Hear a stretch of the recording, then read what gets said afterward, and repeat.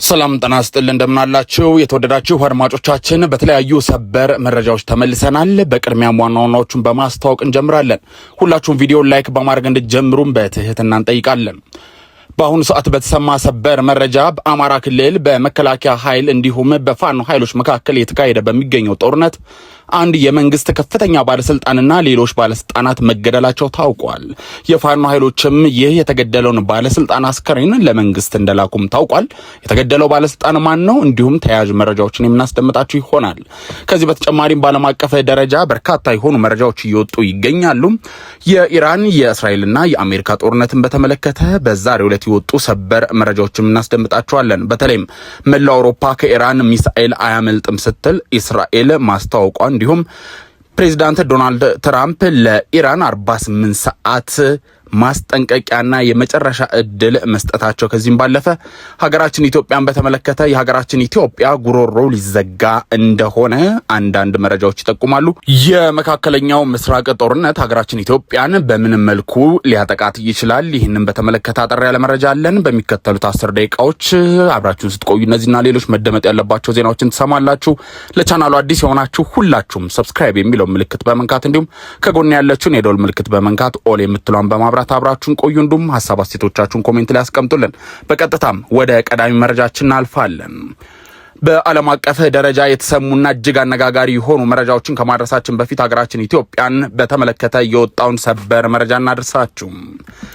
በደቡብ ጎንደር ዞን የፋኖ ኃይሎች በፈጸሙት ጥቃት ከፍተኛ ባለስልጣናት መገደላቸውን የዞኑ አስተዳደር አስታወቀ። የፋኖ ኃይሎች በአማራ ክልል ደቡብ ጎንደር ዞን ስር በሚገኙ የስራ ኃላፊዎችና የጸጥታ መዋቅር ላይ በፈጸሙት ጥቃት ቁጥራቸው ያልተገለጸ ባለስልጣናት መገደላቸውን የዞኑ አስተዳደር አስታውቋል። ቢቢሲ ያነጋገራቸው አንድ የደቡብ ጎንደር ዞን አስተዳደር ምንጭ የወረዳ ዋና አስተዳዳሪዎችን ጨምሮ ቢያንስ 5 የአካባቢው ባለስልጣናት እንደተገደሉ ገልጸዋል።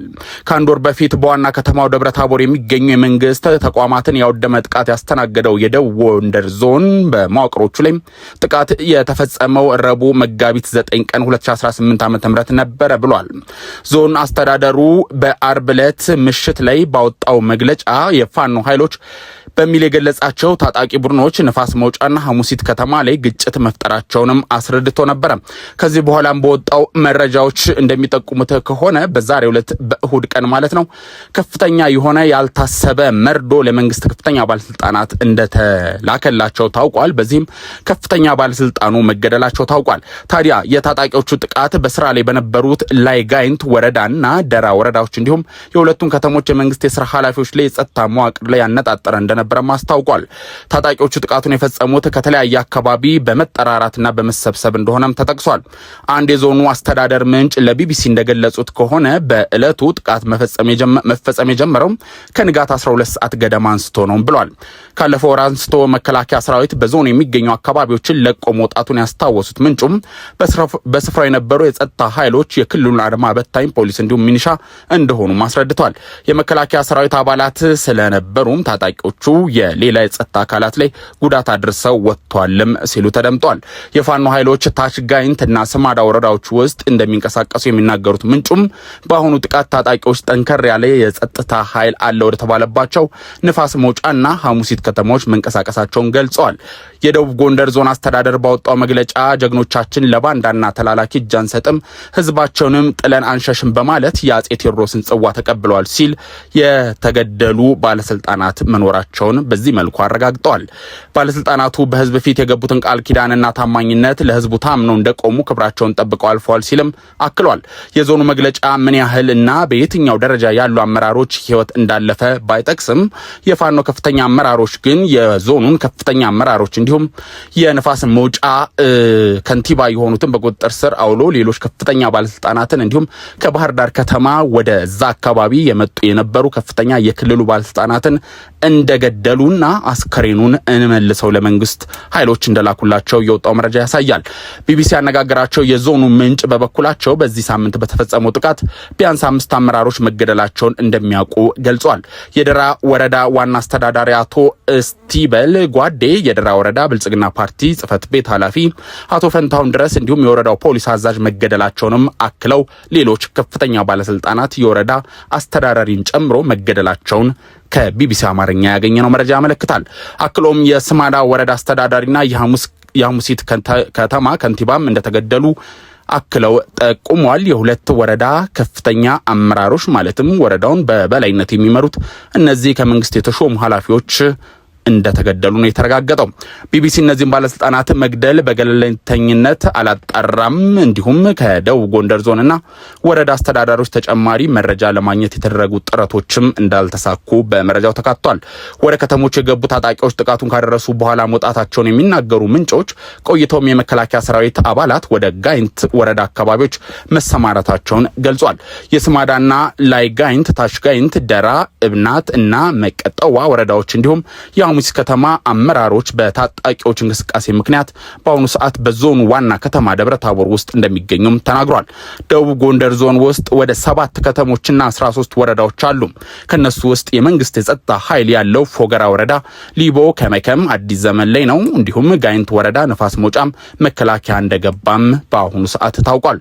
የደቡብ ጎንደር ዞን አስተዳደር በትላንቱ መግለጫው ታጣቂዎቹ ንጹሃንን በማገትና በመግደል እንዲሁም ህዝቡ መሪ እንዳይኖረውና ስርዓት አልበኝነት እንዲነክስ አስበው እየሰሩ ነው ሲል ከሷል። የፋኖ ኃይሎች በበኩላቸው ባንዳዎችን የማጥራት እንቅስቃሴያችን አሁንም ይቀጥላል፣ ከወረዳ እስከ ክልል ድረስ እንዲሁም ከዛም ባለፈ ያሉ ከፍተኛ አመራሮች ላይ በየጊዜው ሰዓታቸው ሲደርስ እርምጃ እንወስዳለን የሚል አንድምታ ያለው መረጃዎችን በስፋት እያሰራጩ ይገኛሉ። የሰሞኑን ክስተት በተመለከተ ቢቢሲ ትክክለኛነታቸውን ለማረጋገጥ ያልቻላቸው ተንቀሳቃሽ ምስሎችና ፎቶዎችም ሲወጡ ነበረ። ከሌሎች የመረጃ ምንጮቻችንም ለመመልከት ችለናል። ውድ አድማጮቻችን፣ ከዚህ ጋር በተያያዘ አማራ ፋኖ ብሔራዊ ንቅናቄ ረቡዕ ዕለት አንድ መግለጫ ወጥቶ ነበረ። በዚህም ለመመልከት እንደቻልነው ከሆነ ንፋስ መውጫ፣ ክምር ድንጋይ፣ ጋሳኝ እንዲሁም ሐሙሲት ከተሞች ውስጥ በተፈጸመው ጥቃት በርካታ ከባድና ቀላል መሳሪያዎች እንዲሁም ተሽከርካሪዎች መማረኩን እንዲሁም በርካታ አካባቢውን የጸጥታ አካላት መግደሉና መማረኩንም አስታውቋል። ነገር ግን በአካባቢው አስተዳደር አመራሮች መገደላቸው ውጪ ታጣቂ ቡድኑ ያለውን ጉዳት በተመለከተ ከመንግስት በኩል የተሰጠ ማረጋገጫም ሆነ ማስተባበያ የለም። በአማራ ክልል የሚንቀሳቀሱ የፋኖ ኃይሎች ባለፈው የካቲት ላይም በዞኑ ዋና ከተማ ደብረታቦር ውስጥ በተፈጸመ ጥቃት ከሐምሌ 2015 ዓ.ም ጀምሮ ወዲህ ታይቶ የማይታወቅ የመንግስት ተቋማት ውድመት ማድረሳቸው የቅርብ ጊዜ ትውስታችን ነው። በዚህ ጥቃት ከቀበሌ አስተዳደር ጽህፈት ቤቶች እስከ ዞን መምሪያዎች ድረስ ያሉ 20 የሚደርሱ ተቋማት እንዲሁም ተሽከርካሪዎች መውደማቸውን ቢቢሲ ያሰባሰባቸው መረጃዎች ይጠቁማሉ። እጅጉን የምናከብራችሁ አድማጮቻችን፣ ወደ ተከታዩ መረጃችን በቀጥታ የምናልፍ ይሆናል። በዚህም በዓለም አቀፍ ደረጃ በተለይም ደግሞ በመካከለኛው ምስራቅ የተካሄደ የሚገኘው ጦርነት አሁንም ተፋፍሞ ቀጥሏል። ለበርካታ ሀገራት በተለይም ደግሞ በማድረግ ላይ የሚገኙ እንደ ሀገራችን ኢትዮጵያ ላሉ ሀገራት ጦሱ አሁንም እየቀጠለ ይገኛል። በተለይም ደግሞ ሀገራችን ኢትዮጵያን የባህር በር የላትም። ከዛም አልፎ በእንቅርት ላይ ጆሮ ደግፍ እንዲሉ በአሁኑ ሰዓት ኪራይ በሀገራችን ኢትዮጵያ በምትጠቀምባቸው ወደቦችም ጭምር የተለያዩ መገልገያዎች በተለይም ደግሞ ነዳጅን ጨምሮ ሌሎች ከሌሎች ሀገራት የሚገቡ በቀይ ባህር አካባቢ የሚገቡ ሎጂስቲኮችን ለማጓጓዝ ከፍተኛ የሆነ ስጋት ከፊታችን ተደቅኗል። የዚህ ዋነኛው ምክንያት የሚሆነውም አሜሪካ በስትራቴጂካዊና ወሳኝ በሆነው የኢራን የካርግ ደሴት ላይ ወታደራዊ ጥቃት ካደረሰች ኢራን በቀይ ባህር በባል ኤል ማንዴብ ስትሬት ውስጥ የመርከብ ጭነትን እንደምታስተጓጉል በግልጽ አሳውቃለች። ኢራን 90% የሚሆነው ነዳጇን ለዓለም ገበያ የምታቀርበው በካርግ ደሴት እንደሆነ ይታወቃል። ዶናልድ ትራምፕ ኢራን ወታደሮቻችን ላይ የምትተኩስ ከሆነ የካርግ ደሴትን ወስዳለው ሲሉም ተደምጠዋል። በጦርነቱ ምክንያት የሆርሙዝ መስመር በመዘጋቱ 20% የሚሆነው የዓለም ነዳጅ ፍሰት በመስተጓጎል ከፍተኛ የነዳጅ ዋጋ ጭማሪ እንዲሁም እጥረት እንዲከሰት ምክንያት መሆኑ የሚታወቅ ነው። ኢራን ከአረብ ሀገራት ወደ አውሮፓና አፍሪካ ከፍተኛ ነዳጅ የሚተላለፍበትን የባብ ኤል ማንዴብ ስትሬትን ኢላማ ካደረገች ታንከሮች በአፍሪካ ዙሪያ አቅጣጫቸውን ለመቀየር ይገደዳሉ።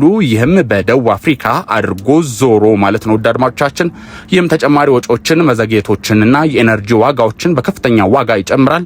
በአጭሩ ሆርሙዝ አስቀድሞ በመዘጋቱ ባብ ኤል ማንዴብን ማጣትም በጣም የከፋ ሁኔታ ውስጥ እንደሚከት ግልጽ ነው። የዓለም የኃይል አቅርቦት ሰንሰለቶችም በእጅጉ ያደናቅፋል። ከፍተኛ የሆነ የነዳጅ ዋጋ ጭማሪም እንደሚኖር ነው የሚታወቀው። ኢትዮጵያ የጅቡቲ ወደብን በመጠቀም ወደ ውጪ ኤክስፖርት እንዲሁም ወደ ሀገር ውስጥ ኢምፖርት የምታደርገው 95% ወይም 95 በመቶ ይህንን የባብ ኤል ማንዴብ ሰርጥን በመጠቀም ነው። እጅጉን የምናከብራችሁ አድማጮቻችን ከዚህ ጉዳይ ጋር በተያያዘ ኢራን 48 ሰዓት እንደተሰጣት ታውቋል። በመግቢያችን ላይ እንዳስደመጥናችሁ ኢራን በሚቀጥለው 48 ሰዓት ውስጥ ያለምንም ቅድመ ሁኔታ የሆርሙዝ ሰርጥን ካልከፈተች የኤነርጂ አምጪ ተቋሞቿን ወይም ፓወር ፕላንት ሙሉ በሙሉ እናወድማለን ሲሉ ፕሬዚዳንት ዶናልድ ትራምፕ ተደምጧል። ትራምፕ ከቀናት በፊት ጦርነቱን አሸንፈናል፣ ኢራን የአየር ኃይል የላትም፣ የባህር ኃይል የላትም፣ የኒውክሌር ሳይቷ ወድሟል ብለው ነበረ።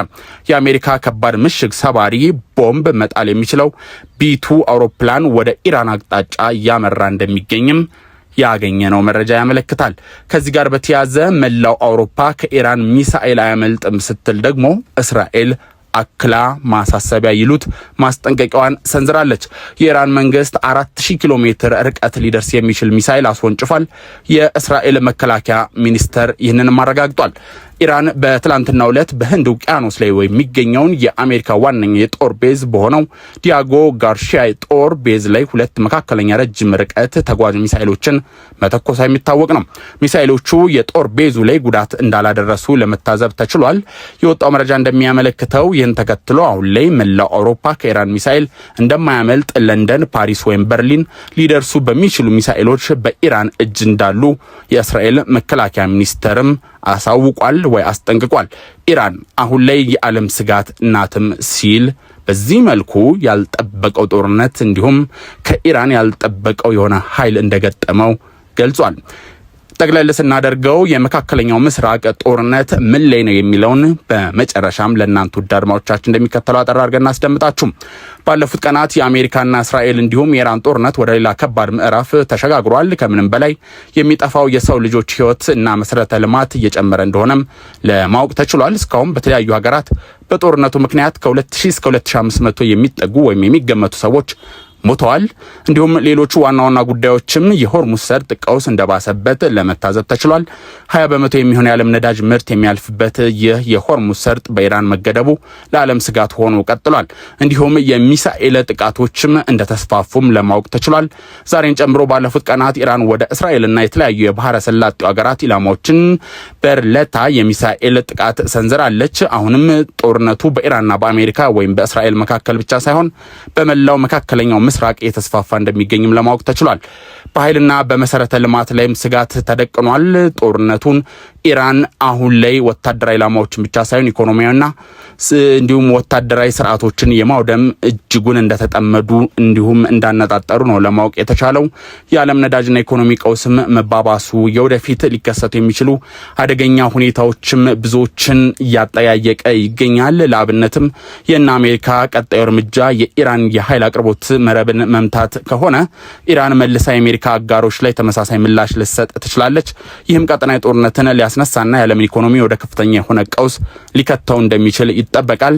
በተለይም ደግሞ ሀገራችን ኢትዮጵያ ላይ ከነዳጅ ቀውሱ ባለፈ አሁን ከምንመለከተው በእጥፍ በብላክ ወይም በጥቁር ገበያ የሚሸጡ የነዳጅ ምርቶች ውድነት፣ ዋጋ ማሻቀብ ከዛ ጋር አልፎም እንዲሁም ሀገራችን ኢትዮጵያ በተለይም ደግሞ አሁን የሚመጣው የግብርና ሲዝን ወይም የግብርና ወቅት አርሶ አደሮች እህልን የሚዘሩበት የሚያመርቱበት፣ ለዚህም በከፍተኛ ሁኔታ የመሬት ማዳበሪያን የሚፈልጉበት ወቅት ነው። መንግስትም ከተለያዩ ዓለማት ማዳበሪያዎችን ወደ ሀገራችን ኢትዮጵያ ኢምፖርት በማድረግ ወይም ደግሞ በማስገባት ከፍተኛ ሁኔታ ውስጥ የሚጠመድበት ጊዜ ነው። በተለይም ታዲያ ከነዳጅ አቅርቦት ባለፈ ቀጣይ ዓመት ለመላው ኢትዮጵያውያን የመኖር አለመኖር ህልውና አደጋ ውስጥ የሚከትም ሊሆን ይችላል። የማዳበሪያ ካልገባ እንዲሁም ሌሎች ቁሳቁሶችን ኢምፖርት እንዲሁም ኤክስፖርት ማድረግ ካልተቻለ እንደ ሀገር ከዛም አልፎ ደግሞ በእያንዳንዱ ቤት ችግሩ ሊገባ